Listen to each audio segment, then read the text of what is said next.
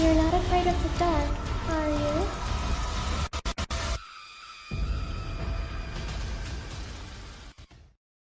Why do you seem so scared?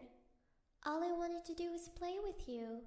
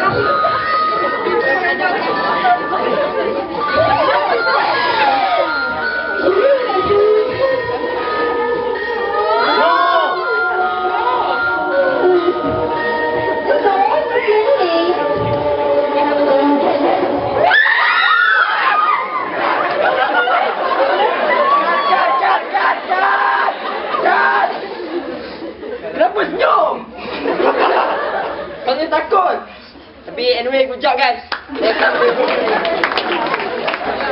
Now Ali, with a magic number of 151489, and I will be joined today by my colleagues, whom you will get to know along the way up to the end of the presentation. So abandoned is a word that always been associated with being cast off, left behind, left out, or even excluded. More often than not, the word abandoned has been associated with human actions. For example, an abandoned child is being abandoned by his mother, or his father for that matter. An abandoned car is being abandoned by its owner. The same goes to an abandoned house.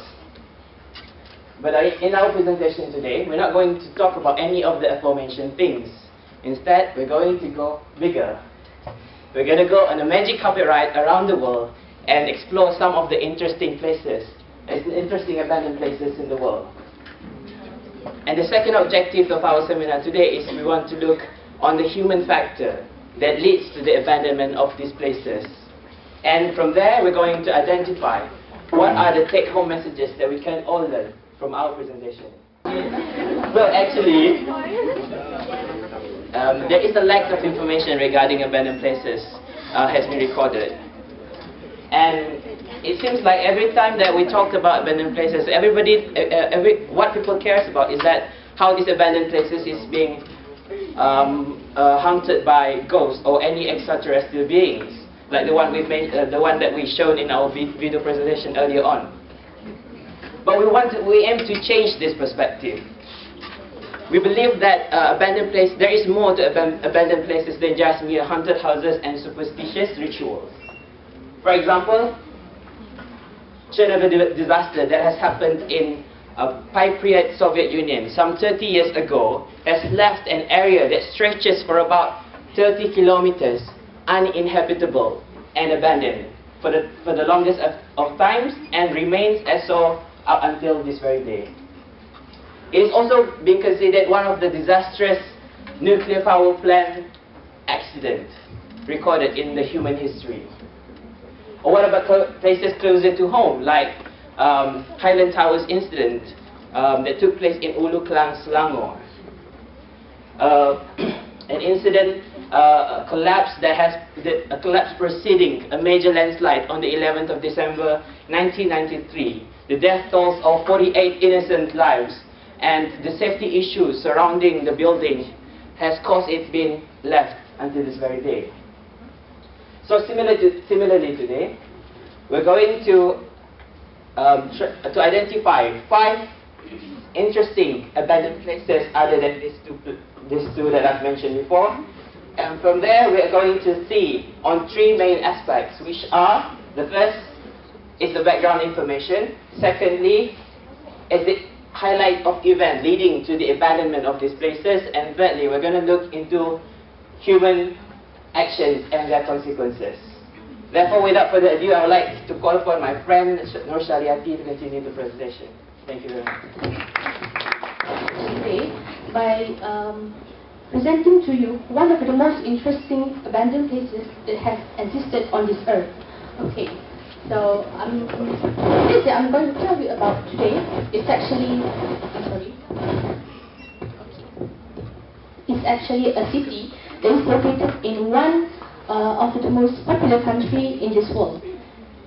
And this city has just been abandoned just recently, few years, due to an unavoidable circumstances.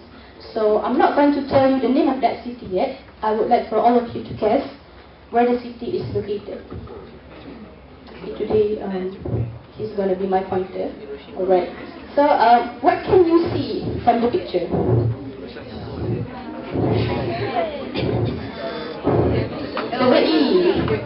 Supermarket, yes. It kind of looks like an abandoned supermarket. And there is a man standing in there. He's wearing a mask. So why does he have to wear a mask? So now, all of that question will be answered shortly. Alright. Okay, the place that I'm going to tell you about is, if you can read that, or if you cannot read that, it's Fukushima in Japan. Alright, so Fukushima in Japan has actually been abandoned for 6 years up until today, since 11th March of 2011. Okay, what has actually happened on that particular day that has led to its abandonment? Alright, so before we go into detail into the incident that has happened there, we're going to look into a brief introduction about Fukushima itself.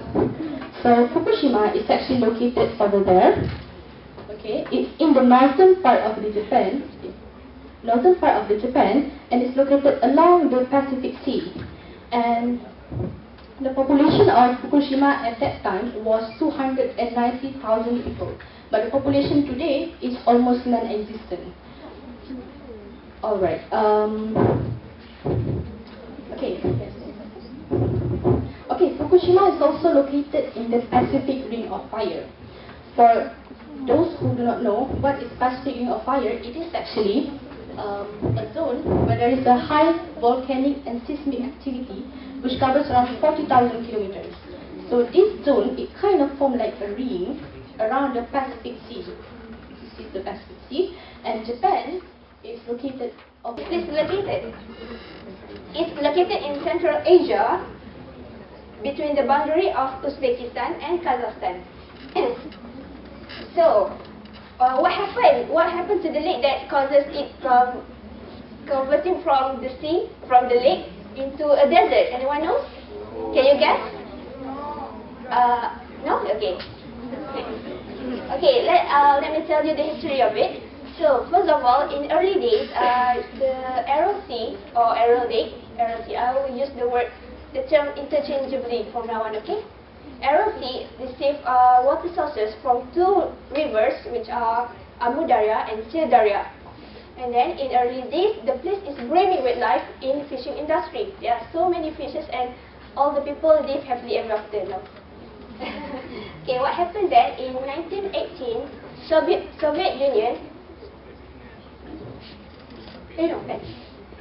Union decided to use the water from the rivers to irrigate their crops field, planting melon, grain, rice, and most importantly, cotton.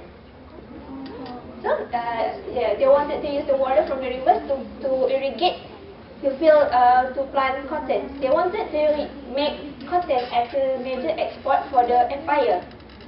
They succeeded in doing so, but in the expense of sacrificing Aral Sea. So you can see the first prominent sign of the shrinkage of Aral Sea occurs in 1960. In 1960. Okay, and then the Aral Sea continued to shrink until in 1980, where the sea is divided into the Greater Sea, which is in the southern part, and the Lesser Sea. So what are the consequences of this? First of all, the water are being diverted into the Creutzfeldt, right? So the fall of the sea level will increase the salinity of the lake, and then there will be loss of that biodiversity in the lake, in which the various species of the fish cannot cope with the challenging environment and they die. And then the surrounding soil also increases in salinity, preventing anything to grow in there. And also, the overusage of the pesticide by the people to use for their crops causes deterioration of the soil, and also it causes pollution into the underground water circulation and into the air. And then finally, what happened? That the desiccation and desertification of Aral Sea occurs. Currently happening in Aral Sea is that compared to the Soviet Union, who were not mindful of their disastrous decision, the Kazakhstan government decided to save their northern Aral Sea by building their first dam in 1990s. However, this dam is not strong enough, and they were later abandoned and destroyed. However, from 2001 to 2005, World Bank funded a recovery project with the amount of 85 million to help Kazakhstan government to build canal and dam to save Northern Sea. And their attempt is successful because in 2006, the northern Aral Sea continued to grow larger and the salinity of the lake decreased by time. Asia. So, I want to take you all back to our country, which is Malaysia. Yeah. At the building wall, this is the playground, and here is the vehicle used to fetch and send their workers back then. So, do you remember about the water slide? That great water slide? Yes. It is become broken and being scribbled by irresponsible trespassing.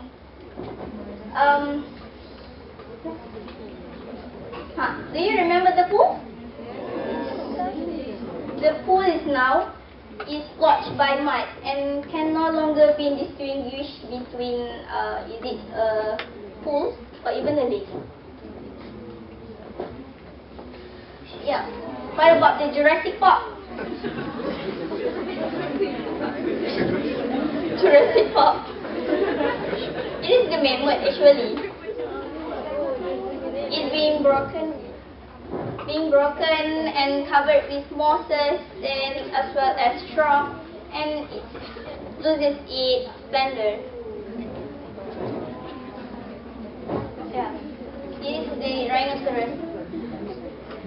So I have mentioned about there is some trespassing activity being conducted there, right? Yes, actually people came around and do kind of paranormal ritual.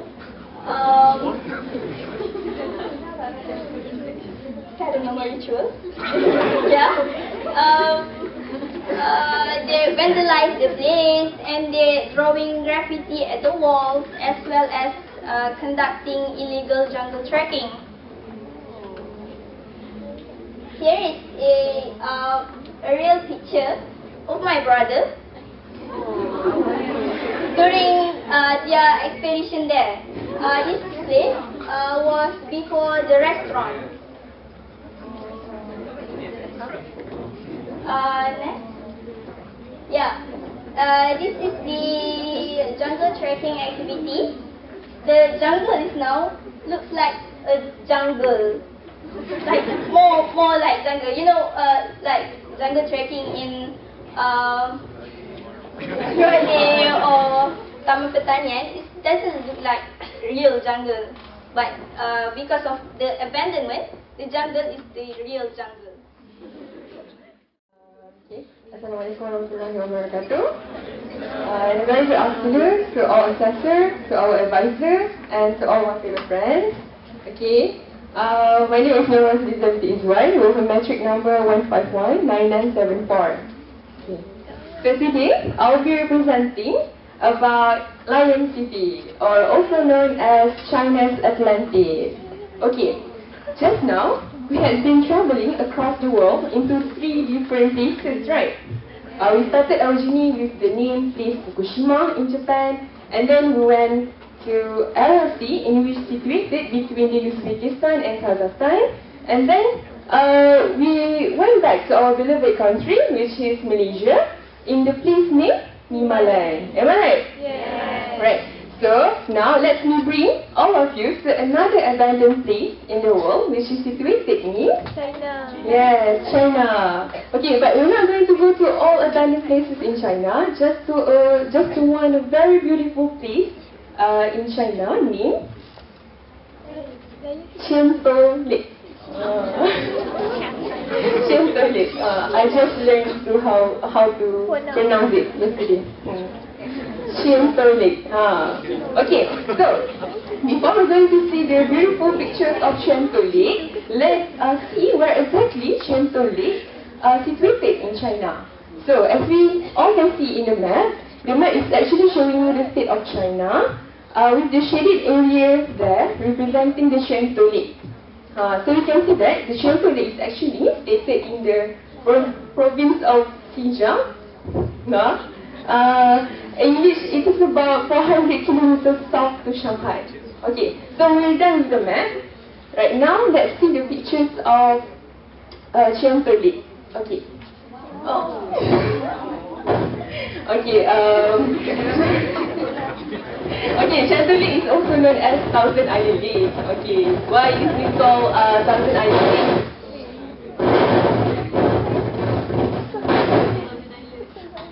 Because we can see in the picture there are thousands and lots of islands on the lake. That's why it is called Thousand Island Lake. Okay, here's another picture of Thousand Island Lake. Okay. In which governed China between the year of 1644 until the year 1912. Okay, we know that China have a lot of dynasty, right? Okay, so dynasty Ming is one of the famous dynasty. Why? Because dynasty Ming is the dynasty that is responsible for the invention of white and blue porcelain. And dynasty Qing, during that dynasty Qing is the last and the longest dynasty. And during dynasty Qing, they're more focusing on military and weapons. That's why most of the Chinese great warriors is coming from dynasty Qing. Okay, so it is believed that this Lion City is actually was built during that dynasty. Here is some old photos taken of Lion City. So, why is Lion City under the lake? Okay, what happened then? Okay, what happened in 1959 is that Chinese government, they decided to build a new hydroelectric power station in that area, and because of in order to make a way for the construction of the dam, the Lion City was purposely flooded. And not only that, after the city is flooded, it was forgotten about 50 years. So this is the reason why the city is under the lake.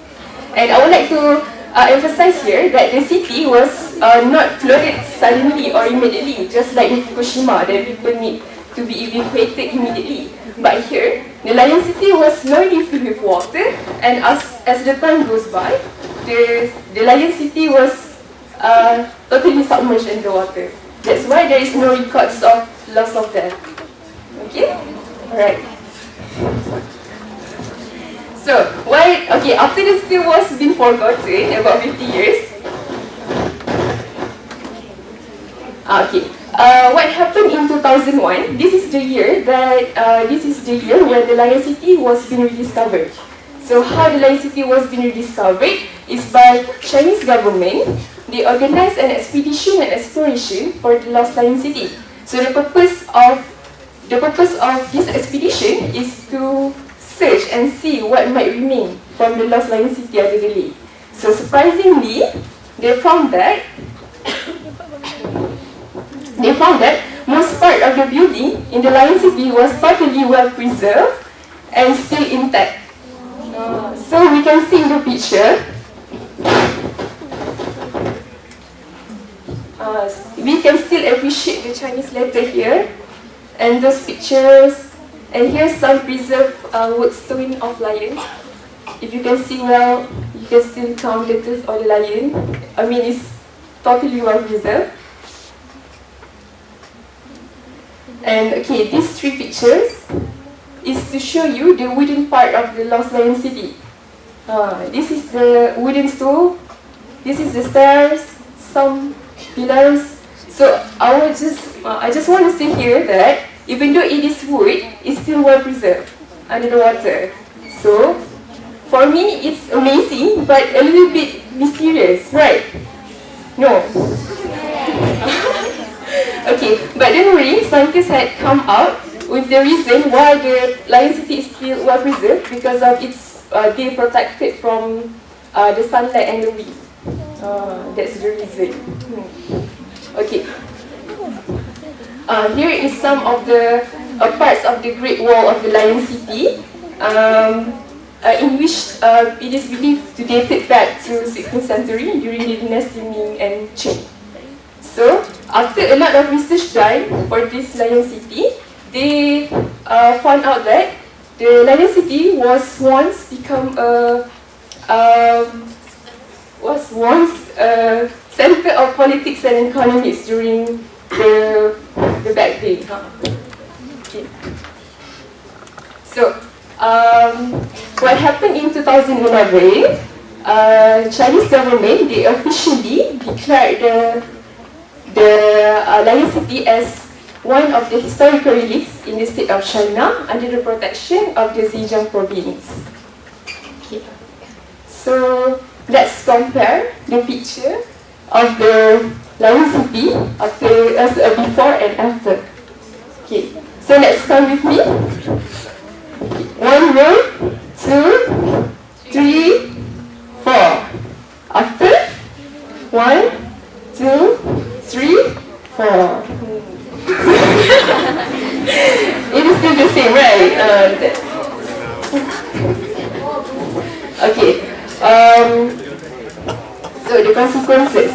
Because of the decision of the Chinese government to build a new dam and its adjoining hydroelectric power station, it makes the Lion City purposely flooded, and it was abandoned in the lake for about 50 years.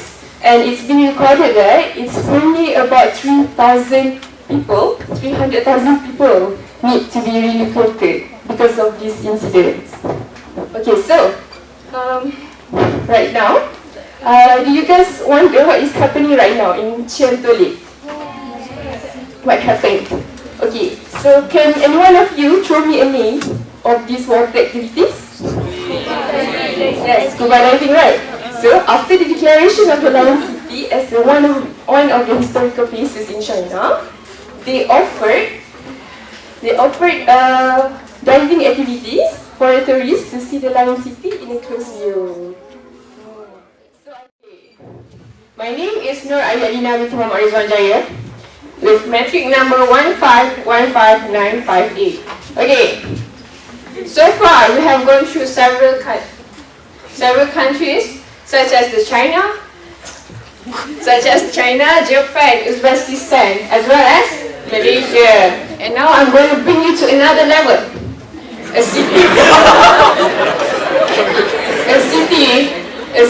city in a country which is well known and we often heard news about it. Okay. So, which country is this? Huh? You're getting me with geography. Okay, this is Syria. Okay, Syria. Okay. This city is in Syria. This city was so amazing. Okay, so amazing. It's located at the northern part of Syria and known as Halab in Arabic.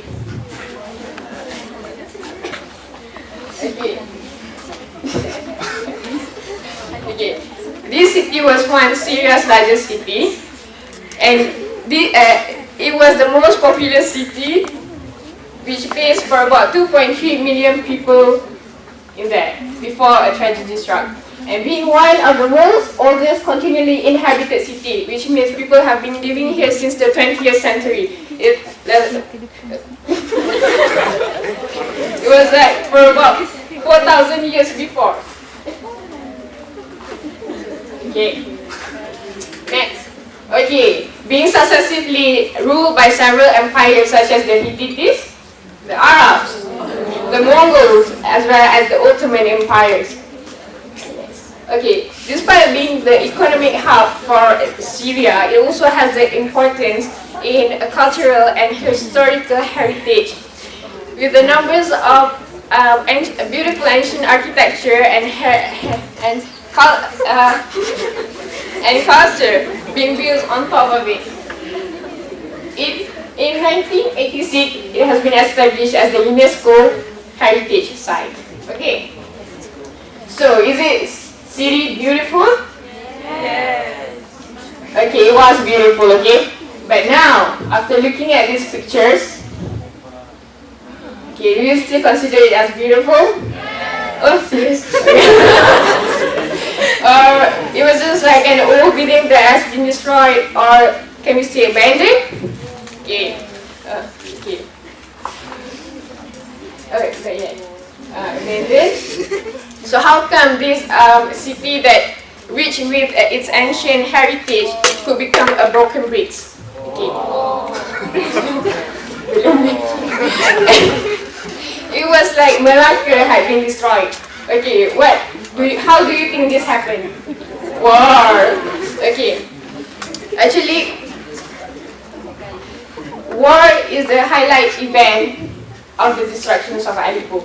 The war in Syria was so complicated, in which in 2010 Arab Spring occurred and it spread to Syria and caused the civil war in 2011, and this war struck Aleppo in 2012. Okay, Arab Spring, two countries in the Tunisia and Egypt where protesters won against their government. Okay, that led to the topple down of their president, which is Hosni Mubarak in Egypt and Ben Ali in Tunisia. Okay. Get no job. Okay.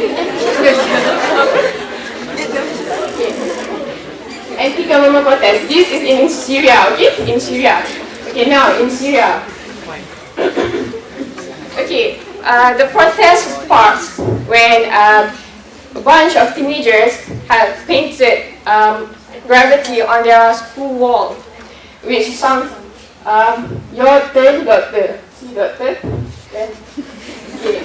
And then, what happened to these teenagers was legit unnecessary, I tell you. Because they have been detained, they have been tortured violently, and one had been killed by the regimes. Okay. But who was the doctor? Okay. Who was the doctor? He said, your turn, doctor, right? Is it your turn? But then, this handsome man is the doctor, but he's a killer. So his name is Bashar al-Assad, the president, a detector, as well as an ophthalmologist. He's a doctor, okay? But a bad one. Listen, be a good doctor, okay? Next.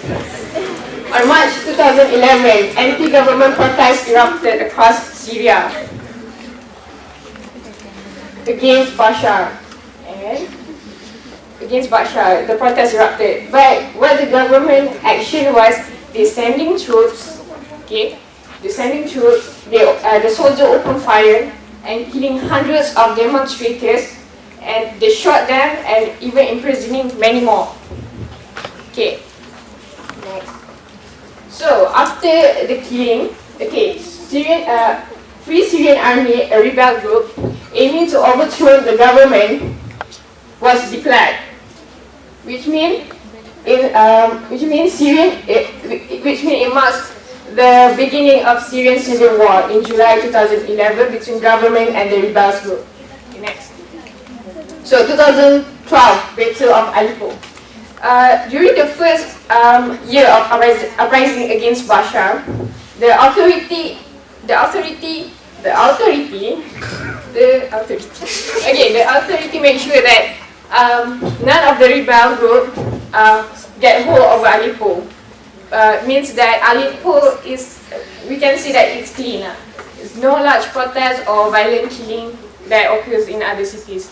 Then the the battleground,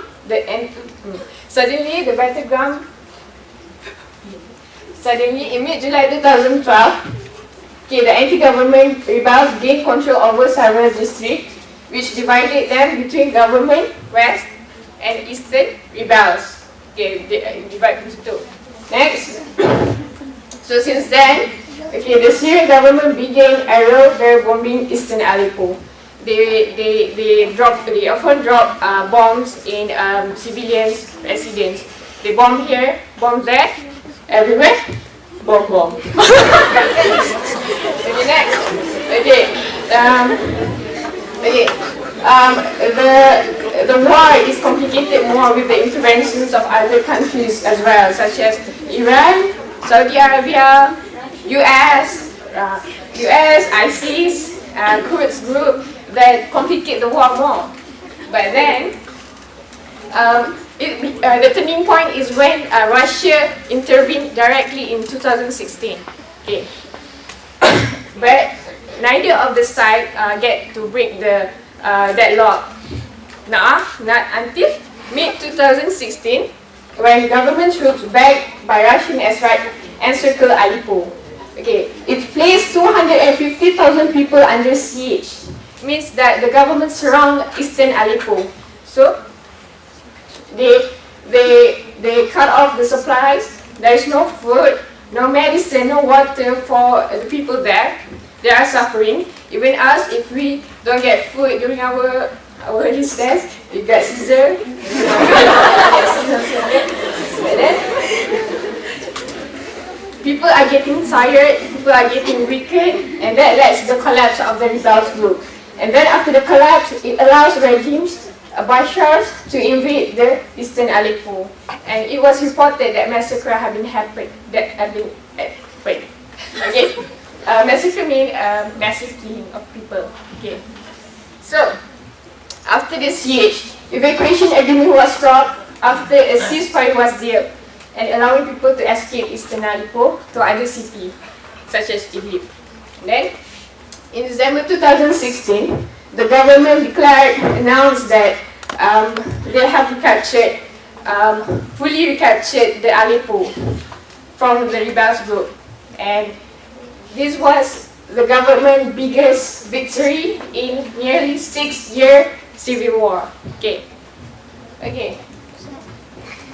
So consequences, video.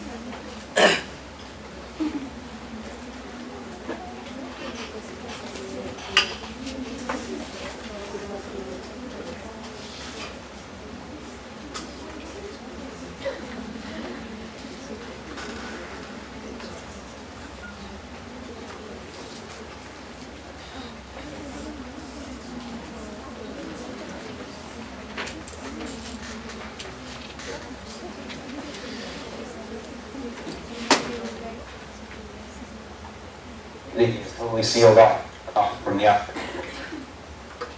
There's no day and night. You have 24 hours of work. Every few hours you have new victims of barrel bombing or airstrikes, and you have to take care of them. I saw a patient, his name is Ahmed, 5 years old. He had a shrapnel of barrel bombing in his spinal cord. Unfortunately, he died one day after I left. And this is one of hundreds of patients that the doctors and the nurses have to deal with every day. I've seen children pointing to the sky, and then you see this dot, which is the helicopter. And you hear the sound, the rumbling sound of the helicopter. And then this dot will throw another dot. And this is the barrel bomb. Barrel bomb is a big barrel that is stuffed with TNT and shrapnels. And it's thrown on the neighborhood. It is a weapon of mass destruction. It can destroy the whole block. And the only thing that you can do if you are a civilian and you are seeing this, that you can pray and run or hide. And they feel like they've been abandoned. They feel that for years no one's been listening. They feel like they've been screaming to the world for help, and that very few have come to help them. What can the international community do? The first thing is to pay attention to what's happening in Syria. No-fly zone or safe zones, and also maintaining access to areas under siege by having humanitarian corridors and protect these civilians that are the victims of the war.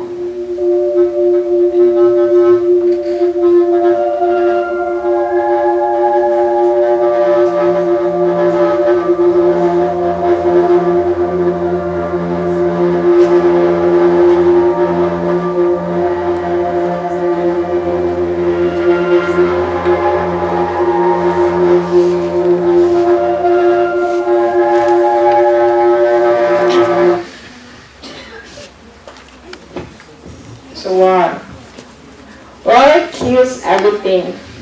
Okay. The old city of Aleppo have been destroyed, flattened, and thousands of lives have been lost, and they fled from their home, and even been displaced. All that left in Aleppo was nothing much, just like an abandoned place. Not just the place, but the people in Aleppo felt that they have been abandoned. Abandoned by who? By the whole world. Okay? We saw they were suffering. We saw they were asking for help. They were screaming for it actually. But only some came to help. But that's not all. The government, your government, was supposed to give protection, care, and support to them, cast them off.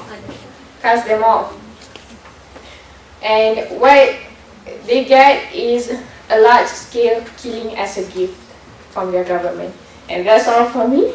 This is my references, and thank you very much.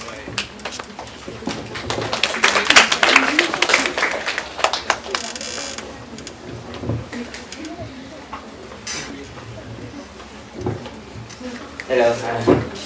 So to conclude today's seminar, I would like to quote a saying from one of my favorites.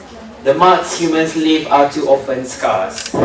Right, throughout the whole seminar, we've learned about 5 abandoned places, which are first Fukushima in Japan, and then we go to Aral Sea in Uzbekistan and Kazakhstan border, and then we go back to Malaysia, to Mimbalan, and then we go to Lion City in China, and also last but not least we go to Aleppo in Syria. So all of the abandoned places that we've presented today share one common denominator, which is human actions. None of the disasters that lead to the abandonment and destruction of all the places that we mentioned would have happened should humans be more vigilant and more humane in their approach to their everyday lives. From the nuclear destruction, power destruction in Fukushima, to the overusage of pesticides in Aral Sea, from the planning error and mishaps in Mimbalan, Malaysia, to the dam construction that flooded the whole city in Lion City, and last but not least, human greed and obsession for personal interest in Aleppo has caused very much severe damage to all the abandoned places. But is this a surprising thing? Allah has already mentioned this 1400 years ago in Surah Ar-Rum verse 41, which He said that corruption has appeared and on the land and in the sea on account of what the hands of man has wrought, and we shall let them taste a part of which they have done, so that they may return. Right, now we've learned that human actions may some way or the other have led to the abandonment of this place, of these places. But what does this mean for the rest of us? How can we relate? Let me give you a simple analogy. I will show you 3 coins of 3 different countries.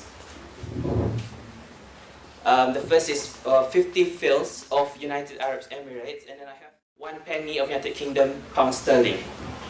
What I need you to do is now to tell me one single gross similarity between these 3 coins. Is it the shape or is it the color? I don't think the shape is the same. Or is it the color not the same? The material are also not the same. Right. The value is not the same. So it might be true, but let me tell you my answer. So the answer that I have in mind is that all of them shares, each of the coins have 2 sides. You might be thinking, where am I going with this? Right. So actually, what I'm going with this is that similarly, human beings are being made of 2 sides: the good side and the evil side. The concept of good and evil has been revolving and circulating throughout history and across different cultures for centuries. It extends all the way back to the oldest extant religions of Zoroastrian faith, it has been merchandised as the common themes. It has been merchandised as common themes in most of our literatures this very day, and it's also considered one of the universal parts of human condition. And Islam is not excluded. For example, in one hadith of the Prophet Muhammad ﷺ had mentioned that people are like gold and silver. Those who are best in Jahiliyyah are best in Islam if they have religious understanding. And the souls are like recruited soldiers. They get mixed up with those similar with them in qualities and oppose and drift away from those who do not share their qualities. The first part of the hadith describes our potential as human beings are the likes of gold and silver. Each and every individual here, we have our own individual potential and quality that we can mold in the path of our choice. Meaning it is in our hands, it is our decision to decide whether we want to do good, to use our talent for a good cause or an evil cause. And the second part of the hadith mentions the predilections humans have to everything that goes along with their nature. So a good soul usually tend to follow good crowd, while a bad soul usually tend to follow a bad crowd. Right. So to answer the question, what is our role at the end of the day? As medical students, you and me can, at the very least, be a good person. Equip ourselves with the goodness and be the good change you want to see in the world. With that, thank you very much.